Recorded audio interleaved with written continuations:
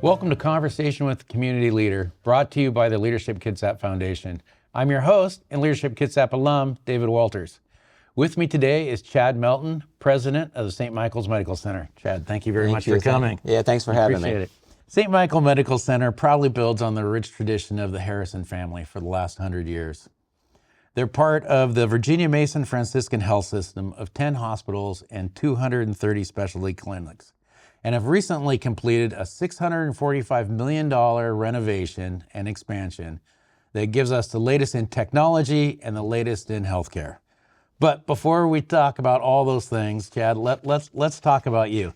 You're not originally from Kitsap County, are you? I am not, and you probably will hear from the accent. I'm from the South, so originally from the Houston, Texas area, and spent the last 7 years in Virginia before moving here to Washington State.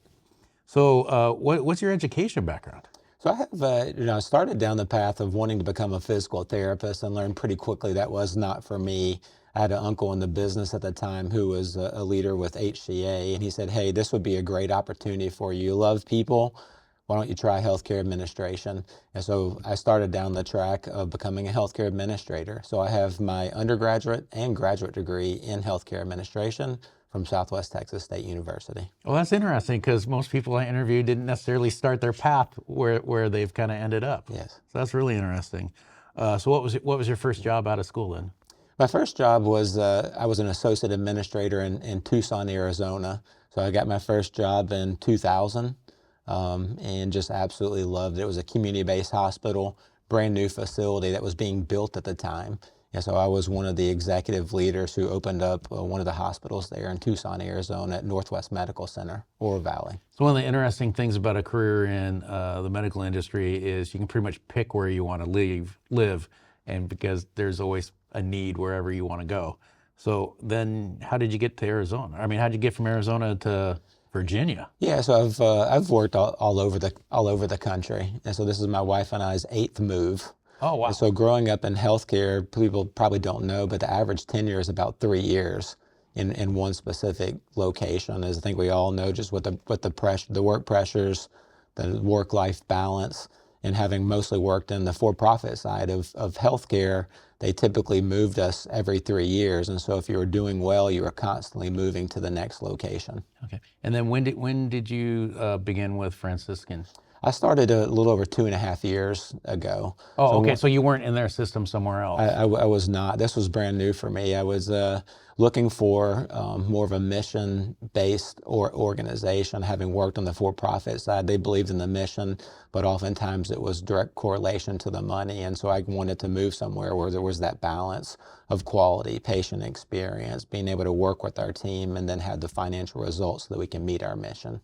So why Kitsap County, besides just the work? Kitsap County is an absolutely beautiful place. The furthest west that we'd ever gone was in Tucson, Arizona.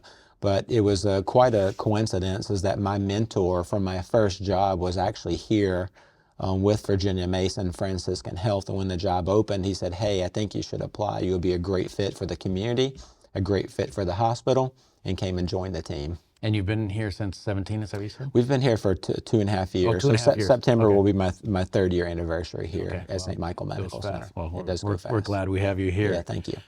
So St. Michael Medical Center has state-of-the-art facilities with medical experts right here on site.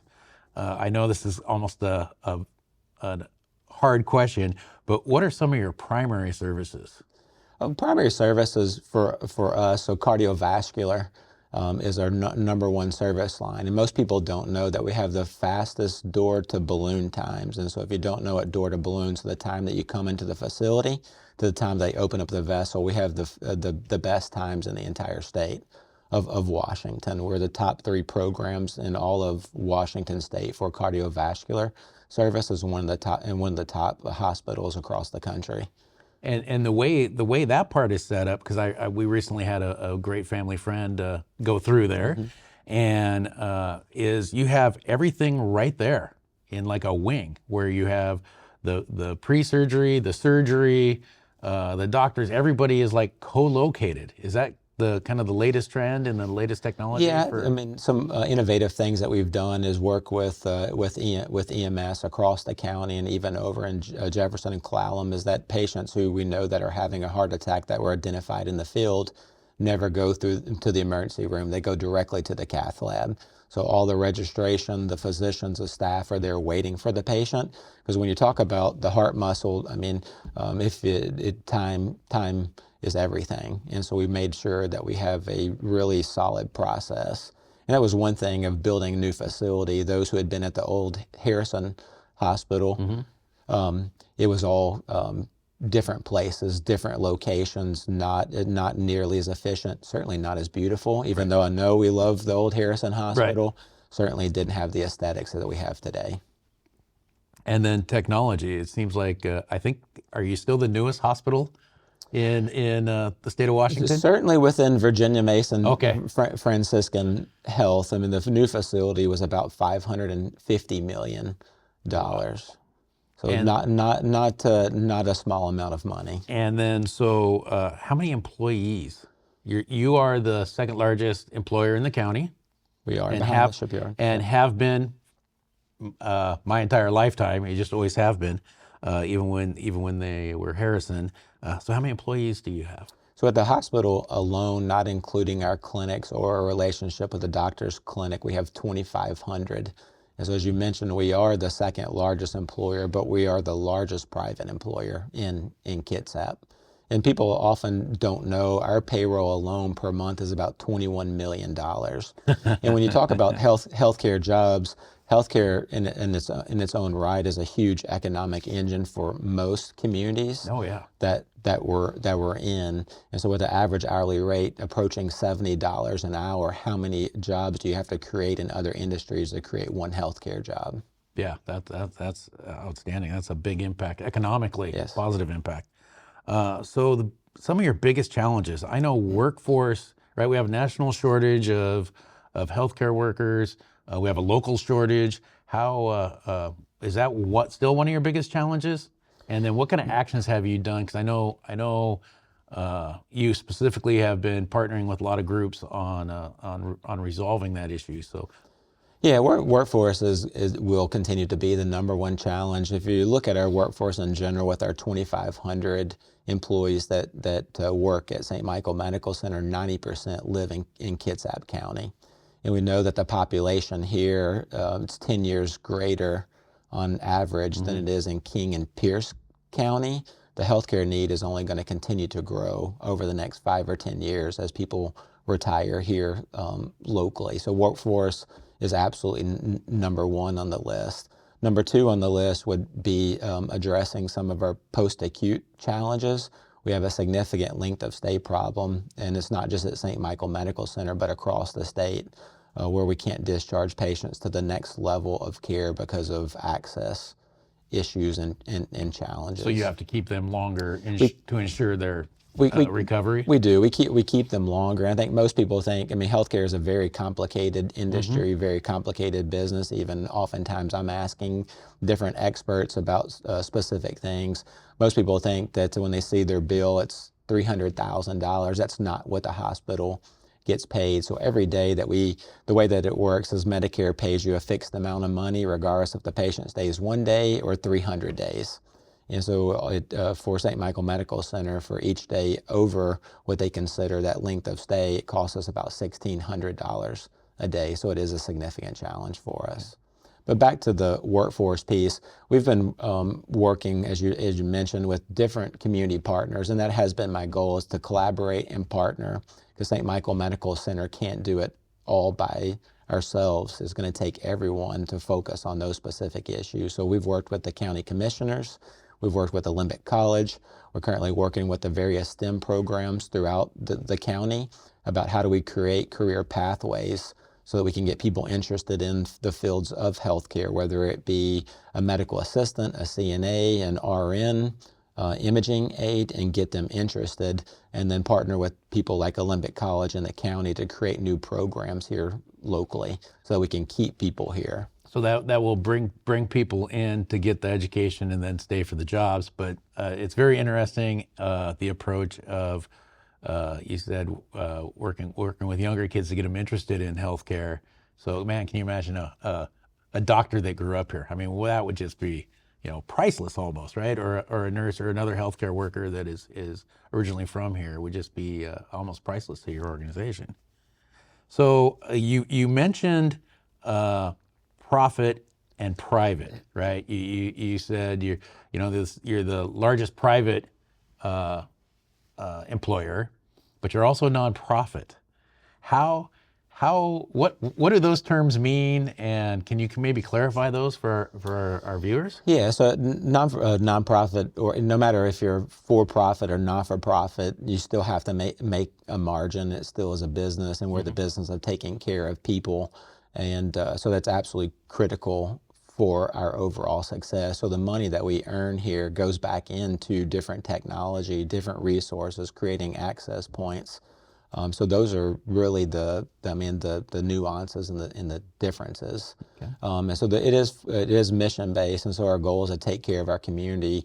Our mission is really about improving the health care of the community we serve, especially the most vulnerable, and that has been our overall focus, is making sure that we're doing that. So at St. Michael Medical Center, we take all patients, regardless of their ability to pay, regardless of what payer they have, Medicaid, Medicare, commercial insurance. We take everyone that comes through our doors. Okay. And then, so what are some of the misconceptions that are out there in the community, or just misconceptions that people have about being a Catholic hospital?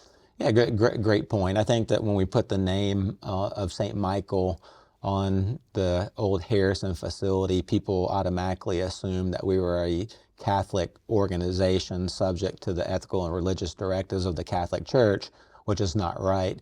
We are still a secular organization. So the services that we provided at Harrison are still being provided today: tubal ligations, vasectomies. If there are care that needs to be provided to a woman in need when they come to our birthing center, we provide that care.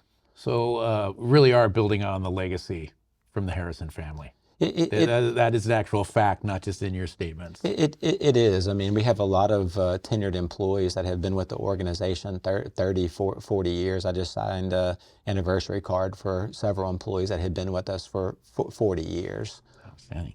So how can the community get involved? How can the community help you help us, right? To use the old ploy from a movie. How can we help you help us? Well, I think part of it's getting out the message in regards to what we provide. There was a lot of commentary in regards to internally about the clinical quality or the dissatisfaction of the staff. Does that help us bust those myths? Because I can tell you that it's not true. That everything that we've done has improved the results from the old Harrison Hospital. We had the second best improvement in patient experience in all of Common Spirit's 162 hospitals across the state. We've been able to improve our overall clinical quality from a 2-3-star organization to a 4-star out of 5-star. We have a 3-star rating in cardiovascular services, which is the highest that you can get. So all of the indicators show that we're moving in the right direction. I think so. That's the piece that we really need the community to understand, is that if they give us a chance, I can almost guarantee that the experience will be a great experience. And really, the workforce shortage, I mean, that's nationwide, and that's all across the state. That has not particular or specific to Kitsap County or even Western Washington. That's correct. I mean, workforce is going to continue to be an issue, as those that are retiring or will retire soon. The age of the population, as I mentioned earlier in my comments, is growing much faster, and typically it's almost, I think it's like 97% of the total healthcare dollars are spent in the last year of a person's life. And so in Kitsap, the median age is 45. In Jefferson and Clallam, it's 55. So that need is only going to increase. And so that's one piece. I think, too, the community that's listening here today should understand pre-COVID, the growth rate in Kitsap County was single digits.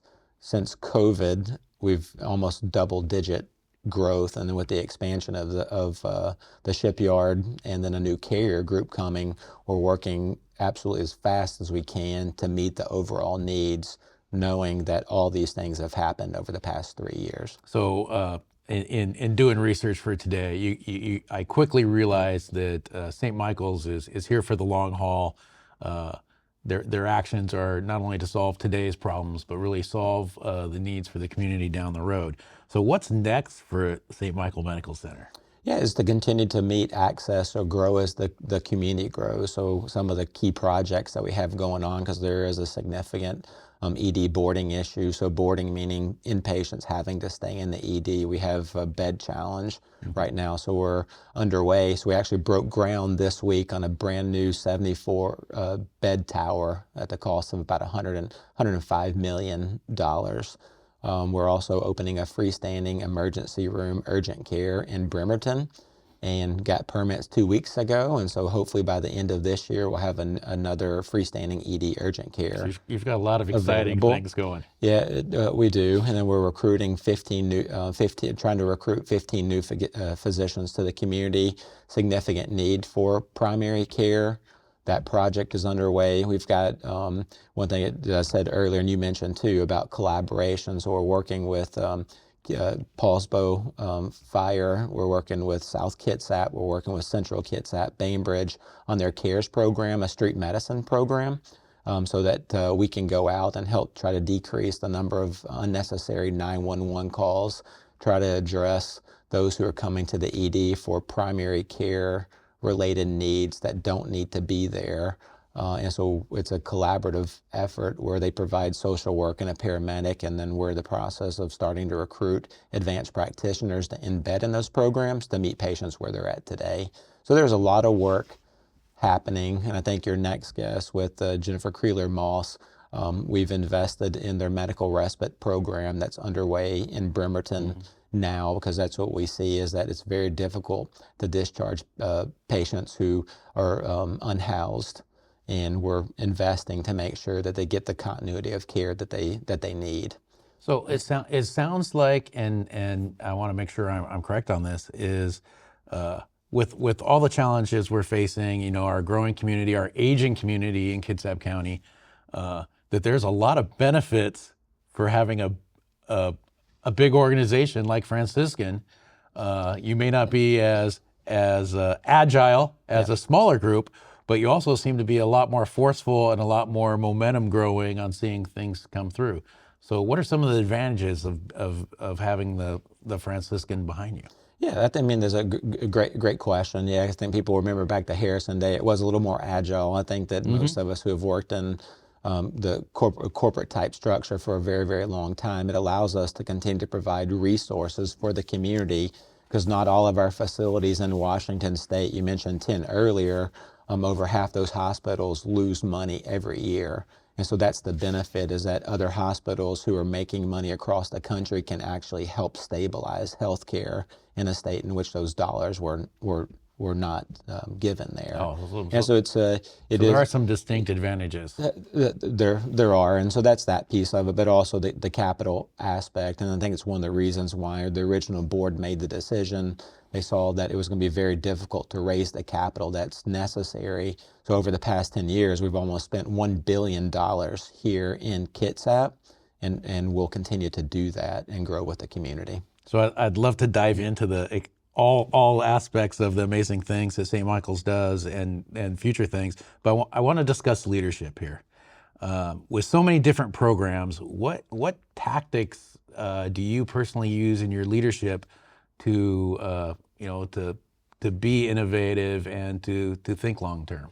Yeah, I love leadership. I love leadership development, and so 3 key principles that I've used throughout my career really focus on three things. People have to be first, and so reward recognition. I think most of the time it's easy for a leader to focus on the things that are not going well, and then we forget about all the great things that we do. And so it's one principle that we've baked in at St. Michael Medical Center. Leadership development is number 2.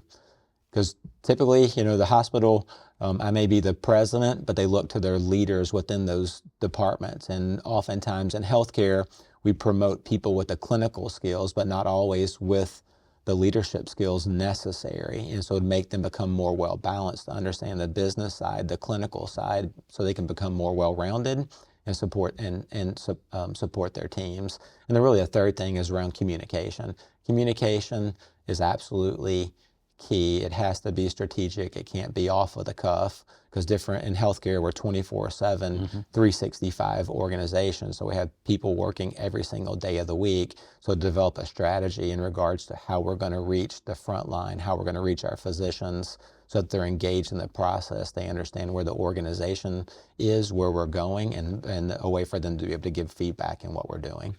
And you talked earlier about your mentor got kind of led you to this job over here. Have you always had a mentor? And then do you have a slug of people that you're mentoring? Yeah, I do. That's one thing that, healthcare is a tough business, and there are a lot of tough things that we do, but I love seeing people grow and succeed. I've had several people that have worked with me at other organizations that have gone from COOs to CEOs. And I'm currently mentoring someone that just joined the organization, 24-year-old, brand new graduate out of his fellowship program. Give him the opportunity, train, educate, show him how it's done. But I just absolutely love the mentoring aspect of healthcare in general and leadership. Well, thank you so much for coming. This has been insightful, and quite honestly, we could probably spend all day talking about leadership and the amazing things you're doing. So I'd like to thank you for all the amazing things that St. Michael's does for our community. It was my pleasure to have this conversation with you. Please visit vmfh.org and leadershipkitsap.org for more information about both amazing organizations. Thank you for joining me, and I look forward to the next episode, A Conversation with a Community Leader.